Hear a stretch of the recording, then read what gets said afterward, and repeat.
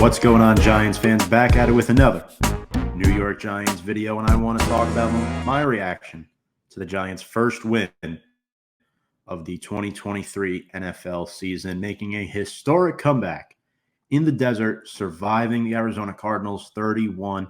I want to give you my initial thoughts and concerns about this previous game, recap the Giants' first win of the season on the surface, and we'll talk about some player performances. But first, before we get there, folks, if you like what you watch, make sure to check us out on all of our social media on Instagram, Twitter, and YouTube at Big Blue Avenue. We appreciate all of your support. So it wasn't pretty, folks. I'm going to get straight to the chase here. This was a pathetic performance. It should not have taken the last 21 seconds in the fourth quarter to beat the Cardinals. Disgusted with this football team all around, but there is some hope and there is some promise. Now, Giants trailed the Cardinals 20-0 at halftime, and it was a very, very bad first half. Everyone was bad, including Daniel Jones. Obviously, for those of you folks who know me by now, know I'm a huge Daniel Jones supporter and defender. I cannot defend him for his first half performance. It was bad. The whole team was bad, yes, but it was against the Arizona Cardinals, and some of his mechanics weren't 100% there. He overthrew a couple of passes, one in particular down the sideline. I believe it was to Darius Slayton in that first half. But let's talk about what happened in this football game and some of the storylines. So Mark Glowinski benched for Marcus McKethan at right guard.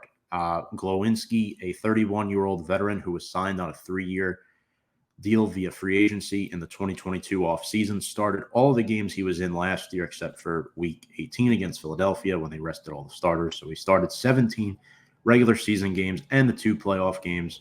I was very unhappy with his performance in week 1. I'm surprised they pulled the plug on Glow this early, but changes had to be made. His performance was unacceptable, giving up 3 sacks. Marcus McKethan came in and did a solid job. He gave up a sack and 2 pressures. Again, not great for a guard, but at 6'7", first NFL start, had a pass block win rate of just under 90%, 89.7 to be exact. So we'll talk about that in a moment. As you all know, Glowinski came in the game in the second half, or I believe late in the second quarter. I forget. Ben Breida suffered a concussion. He came in at left guard. But the Giants didn't just trail 20-0 at halftime. They trailed 28-7 midway through the third quarter. This was the first comeback of 20-plus points for the Giants since November 19th, 1950 at the Baltimore Colts. It was a disgusting first half. The defense was the main problem. I know I mentioned Daniel Jones and the offense, but the defense was the main problem. You can't throw all the blame at Daniel Jones, even though, all the players on offense were not good in the first half. They couldn't stop James Conner or Josh Dobbs for that matter. Each of them had a rushing touchdown. The Giants scored on their first drive of the second half, but it literally took a 20-point hole for the offense to wake up. The Giants literally were being outscored 60-0 through the first 6 quarters of their 2023 season. Conner, again, could not be stopped in that first half. Josh Dobbs looked like an all-pro out there. Yes, Josh Dobbs. But in the second half, first drive, it only took 2 to 3 plays. A 58-yard bomb off the play action to Jalen Hyatt, their deep threat. Jalen Hyatt ended the game with 89 receiving yards on just 2 catches. Pure speed. Ran the beautiful streak over the middle of the field to catch the pass 58 yards down. That play was followed by a naked bootleg 14-yard touchdown rush by Daniel Jones, who fooled the entire defense using his legs. So when the Giants were down 20-7, the Cardinals would score on a touchdown pass to Hollywood Brown, and the Cardinals made a 2-point conversion. At that point in the game, I'm like, oh, no, we're done. We're about to lose to the Cardinals, drop to 0-2, playing like the worst team in football. But then Saquon Barkley gets a touchdown rushing. They cut the deficit in half. All right, moving on to the fourth quarter. Jones on 3rd and goal, 10-yard touchdown pass to Saquon Barkley. Beautifully done. And then that final drive, the defense gets to stop. The defense finally starts to wake up. They're stuffing James Conner at the line. Josh Dobbs is getting pressured in the face. Again, the Giants didn't have a sack in this game.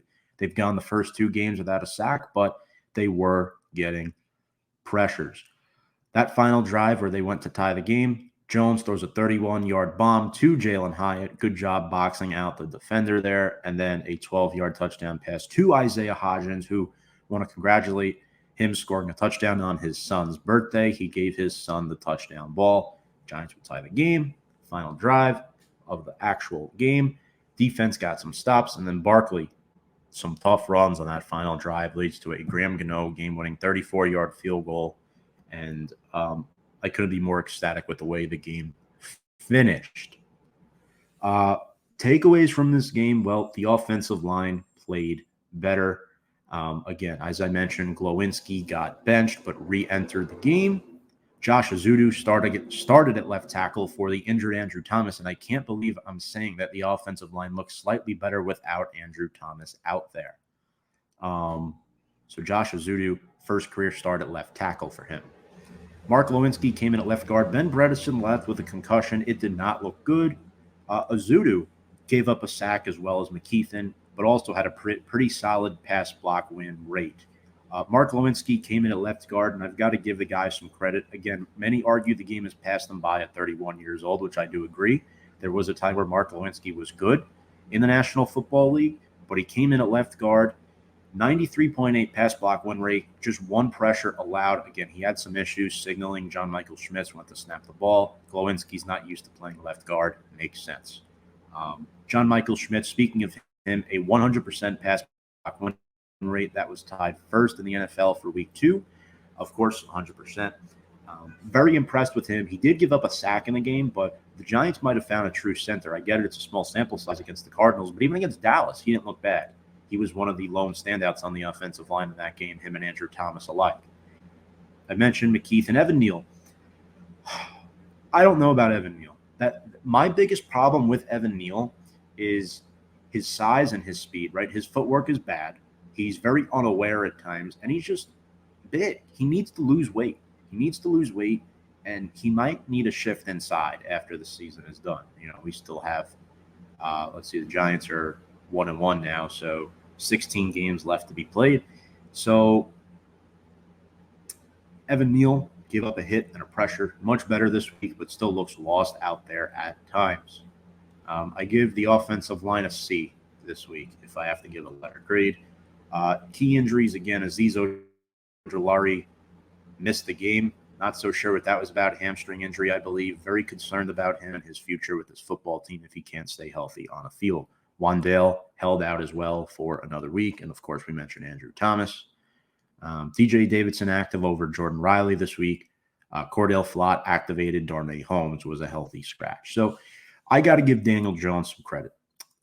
I was not happy with his first half performance, but Daniel Jones, again, he is a worthy franchise quarterback, and he performed like a top 10 NFL quarterback in the second half. He actually made history in the second half. He was the first player, this was reported by Boomer Esiason, first player in Giants history with 250 passing yards, 50 rushing yards, 2 touchdown passes, and a rushing touchdown in a game.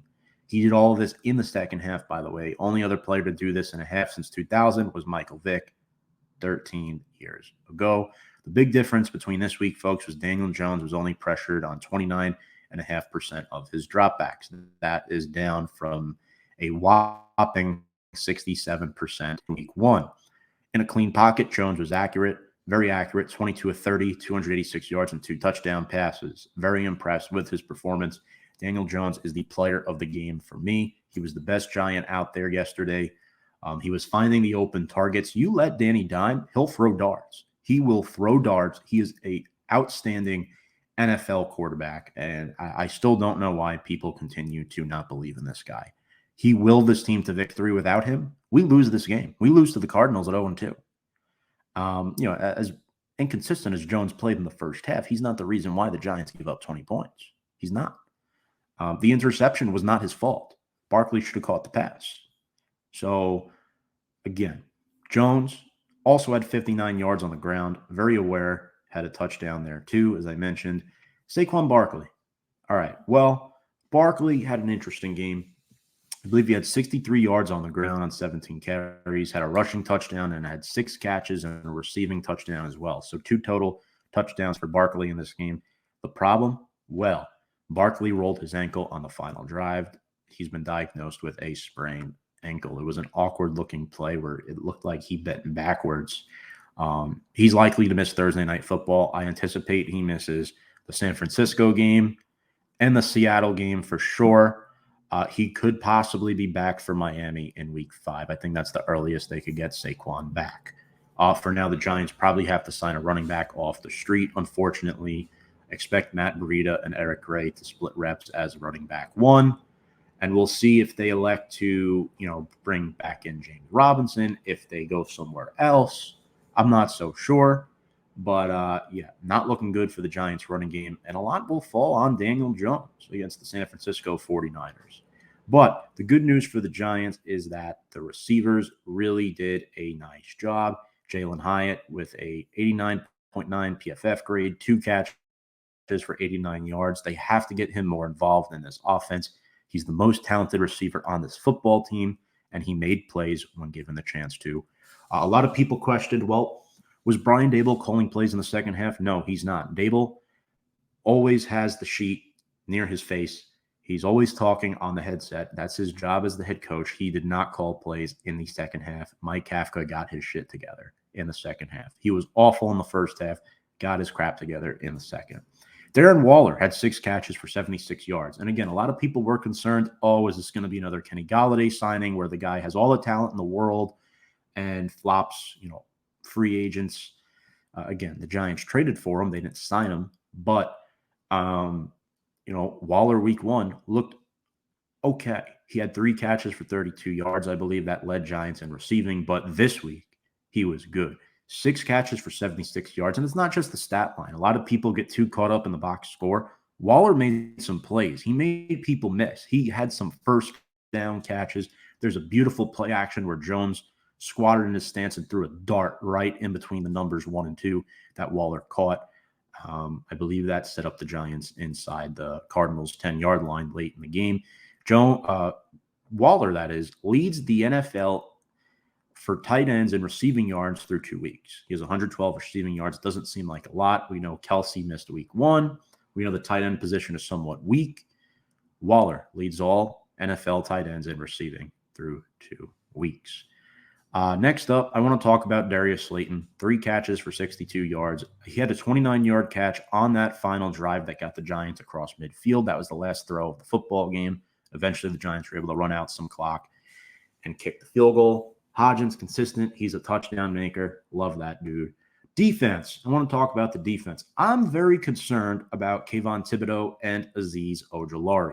Obviously, Ojulari not playing. Kayvon Thibodeau just 1 quarterback hit, not getting to Josh Dobbs at all against weaker tackles. And more importantly, noticed on the sideline the video courtesy of license plate guy where the team was celebrating post-touchdown, and Thibodeau was just sitting there on the bench minding his own business. We don't know what the reasoning for that is. If he was banged up, we don't know.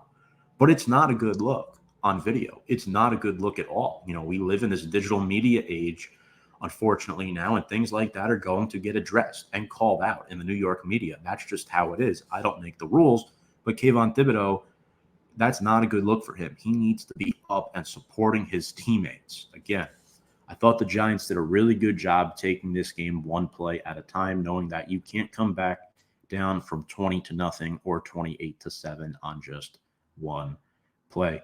Bobby Okereke really improved this week, had 8 stops. Jason Pinnock was my defensive player of the game, had 3 tackles for a loss, 13 in total. Really, really solid player.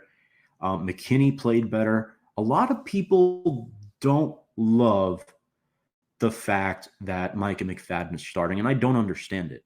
He's a tackling technician. Did he miss a couple tackles? Sure, but everybody did.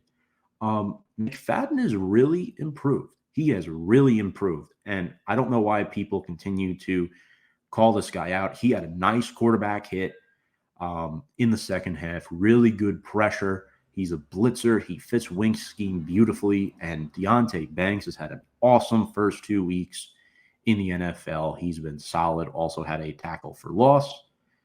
Trey Hawkins dropped an interception. He was right there as well. Sexy Dexy, 2 QB hits, 4 tackles, doing his thing. And then O'Shane Ximines activated week 2, elevated from the practice squad, along with Tywan Jones. O'Shane finally decided he's an NFL pass rusher and had 2 QB hits this week. Year 5 in the NFL for him, and he is somehow still a Giant. So I guess my biggest takeaways, folks, you can't give up 106 rushing yards to James Conner. You won't win games allowing that to happen. What really won the Giants this game was their offense. They were 7 of 12 on third down. They had 439 yards of total offense, and they were 4 for 5 in the red zone. And they did all of this despite having 9 penalties. The discipline needs to improve. The coaching needs to get better. The consistent play on the field from the offensive line, from all the skilled players on offense, needs to get better. They need more of a pass rush because you're not beating the 49ers or even competing with the 49ers without rushing Brock Purdy.